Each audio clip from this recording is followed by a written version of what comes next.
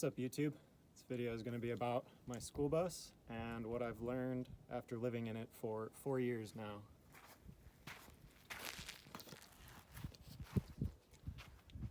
So this is a 1999 Thomas school bus that I live in on my dad's property. It doesn't run. He lives in that little cabin up there that he's currently expanding. And I lived in there, but when he moved out, I obviously had to find some sort of living situation. So this is what we came up with. We're kind of crafty and thought a school bus sounded kind of fun and quirky, you know? So in this video, I'm just gonna kind of talk about the good, the bad, the ugly, show you it all, and just give you my thoughts after living in it for 4 years now.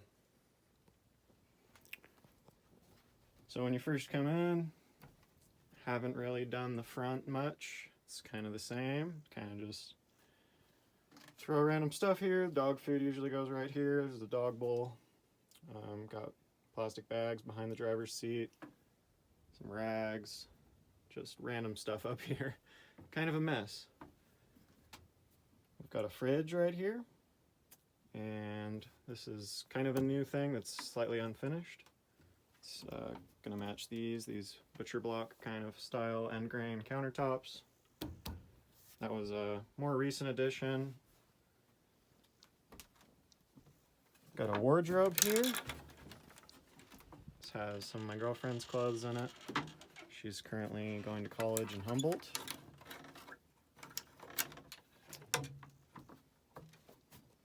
Got an oven, pretty large kitchen space. My aquarium, another recent addition, kind of a crazy spur of the moment decision. Dining table. This was an old coffee table of my dad's that we cut the legs off, and I made this leg on the lathe. Folds down actually if we ever want more space, but we never really fold it down. Hearth with a tile mosaic and a wood stove. I'll be talking more about this in a minute. It's kind of part of the bad part of the bus. Some more unfinished portions, which I'll also be talking about. The bed, which was the first thing to go in here. I lived in the bus the entire time we were building it out. And under the bed's just random storage. So, what have I learned after living in this? Well, the first thing I want to talk about is just kind of touching on the fact that, like I showed, there's still quite a few unfinished portions of the bus. The guy who originally transported the bus for us, because like I said, it didn't run, his main piece of advice for me was, don't move into it until you're finished, or else you'll never finish it. And I don't know if truer words have ever been spoken. Because, like I said, it's been 4 years and it's still fairly unfinished, you know. We made it comfortable for the most part. Livable. I'm able to cook, sleep. We have heating, which I'll get into more. But yeah, I would definitely give that piece of advice for anybody trying to do something like this. Don't move into it until you're finished with it, or else you never will. Kind of chip away at it with little projects, you know, now and then, trying to improve parts of it. For example, the oven used to be on like kind of a rickety stand, and I at some point took that all out and built this connected to the whole kitchen counter space. So it's a lot more sturdy, and before we just had this platform with the fridge, and there was no countertop to the side of the stove. This wasn't here. So that was a fairly recent addition, just to give us some more counter space, so that really helped a lot. Give us more storage for, you know, dry goods, random stuff. But I didn't completely finish it again. I, you know, halfway finished it, and then, you know, I jump around on projects quite a bit, so that's that. What else? Yeah, so we started out with, we used an enamel pot for the sink. If you go back to my older videos, I actually have a video about this whole countertop build, I believe. And you'll see that enamel sink, and that just was not good. It didn't drain well, got really dirty and gross fast. So my girlfriend Olivia hated doing dishes, and I don't blame her. So when I did the whole oven thing, I also, we sprung for this nice, huge stainless steel sink, and I installed that. The kitchen actually used to end right here. So I tore it all apart and added this section here and the sink. So that's been really nice. But as you can see, still kind of unfinished over here. You can see the sink. My plan is to put a cabinet here and, finish that shelf down there, add another shelf I'd like to slide out right here. And this used to be a whole couch that I wanted to be like a pull-out bed, and we never really sat on it, so it didn't really make sense. So that's why we extended the kitchen, because you can never have enough counter space. We like to cook, or I do. And we just shortened this little couch space that still doesn't really get used, so that's another unfinished portion.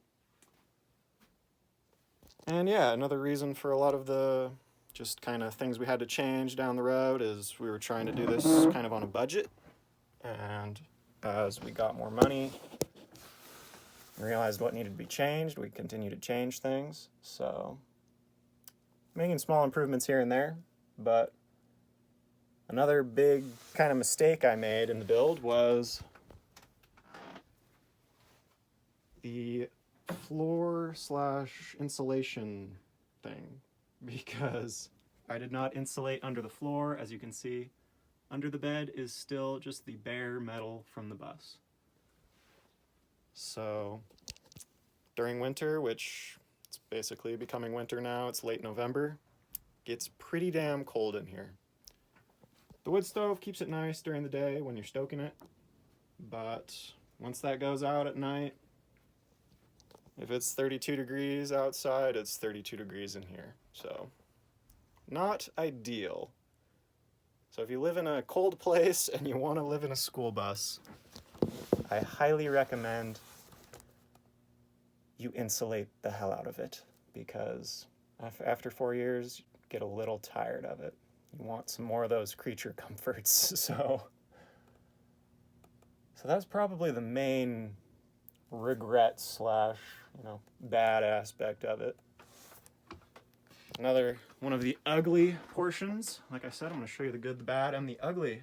The ceiling is insulated, and a lot of people, when they do these school bus builds, they'll tear out the whole ceiling, take out the old insulation, redo the ceiling. A lot of people spray foam the buses, it's probably a smart thing to do, but like I said, we were doing it on a budget, so it wasn't really an option, and we wanted to do it quick because, like I said, I've been living in this thing throughout the duration of the build.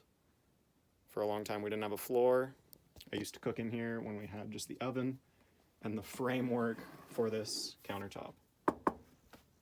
So when we put the wood floor in, it was nice, but ultimately, probably should have insulated it. Going back to the ceiling. So we figured, it's already insulated, but there's these little pinholes. So it's fiberglass insulation. Don't really want that raining down on you. So we thought, what's the easiest way to seal it up? And we just covered it with basically paper mache, which actually worked.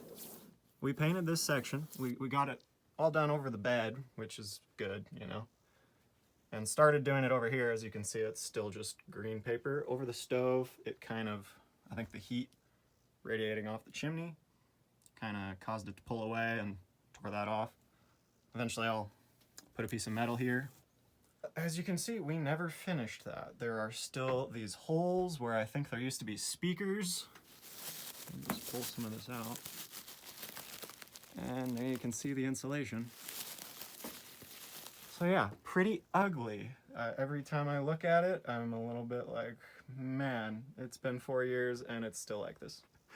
A little embarrassing, honestly, but that's what I want to show in this video. I want this to be a lesson for everybody considering doing a school bus build.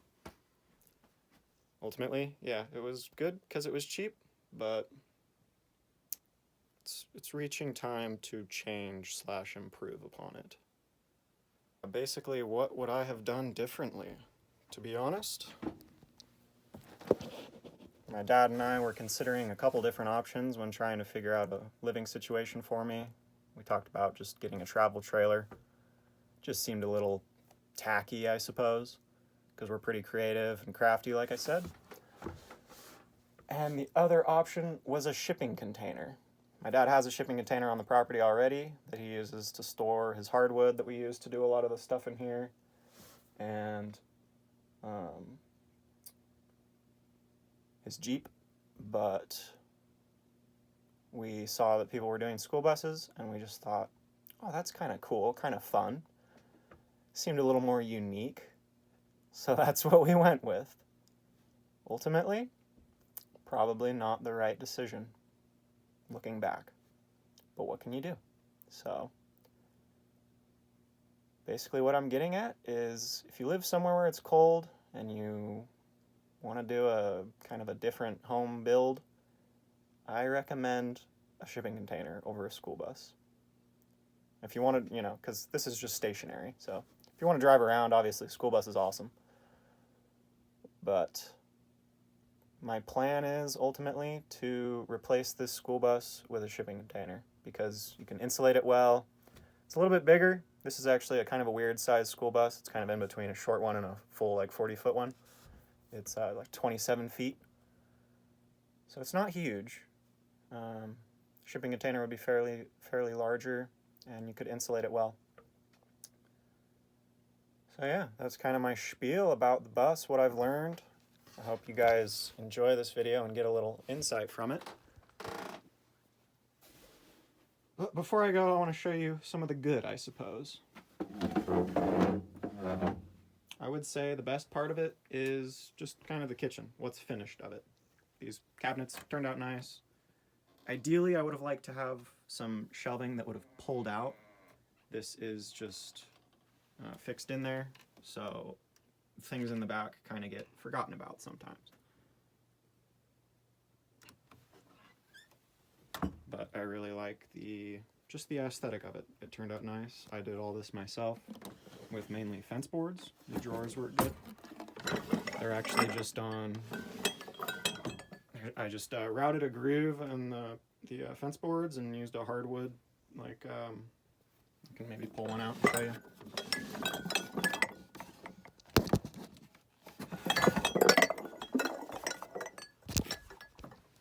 So I just routed a groove, and it's these hardwood runners. Pretty simple, they work good, waxed them.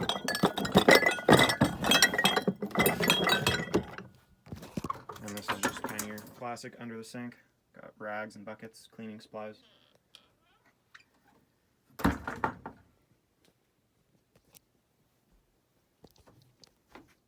And these new counter additions turned out quite nice. I like these. But the big thing, like I said, is the cold. And it gets hot in the summer. Once the sun hits this thing. So that is one thing. During the day in the winter, like right now, it's pretty warm in here actually. I'm pretty warm in that beanie and this wool sweater. In the summer we have this swamp cooler, so that keeps it pretty cool, but it used to be up here right over the stove. And if you were laying in the bed midday, it would be pretty toasty. So yeah, more insulation would also help keep it cooler. And just kind of a push-button heating system would help keep it warm through the night. So if I stoked the fire through the night, it might keep it warm in here, but when it's freezing or below freezing, the wood stove has a little bit of trouble keeping up. So yeah, that's about it. I hope you enjoy seeing everything that I would do differently, everything that turned out nice, and learn something from this video. So thanks for watching. Have a good one.